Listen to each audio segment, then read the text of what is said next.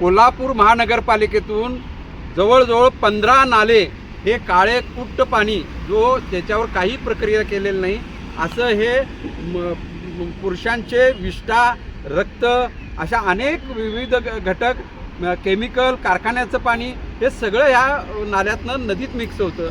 आज परिस्थिती नदीची बघितली, नदी पंचगंगा नदी ही गटारगंगा झालेली आहे, मृत गंगा झालेली आहे। त्यामुळं हे पाणी जे खाली तेरवाड औरवाडकडे जातं, अक्षरशः त्या बंधाऱ्यावर केंदाळ आलेला आहे।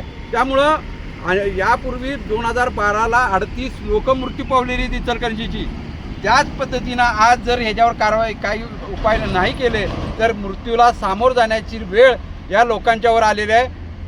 मान्य हायकोर्टाचे दरवाजे ठोठावले, काही उपयोग झाला नाही। ही समिती नेमली पण समिती AC ऑफिसमध्ये बसून काम करते, फील्डवर कोण येत नाही।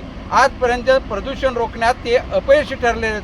म्हणजे न्यायालयानं सुद्धा आता हात टेकलेत की त्यांच्या आदेशाचं पालन होत नाही, ही एक दुर्दैवाची बाब आहे। मग नेमकं करायचं काय हा प्रश्न आता नागरिकांच्यावर पडलेला आहे। अनेक गावं, जनावरं, जलचर प्राणी या घाणेरड्या प्रोसिजर न केलेल्या रक्त मिश्रित पाण्यामुळं अनेक लोकांच्या जीविताला धोका निर्माण झालेला आहे। यापूर्वी 2012ला 38 लोक अशा विविध रोगांनी मेलेले आहेत, ही वस्तुस्थिती आहे।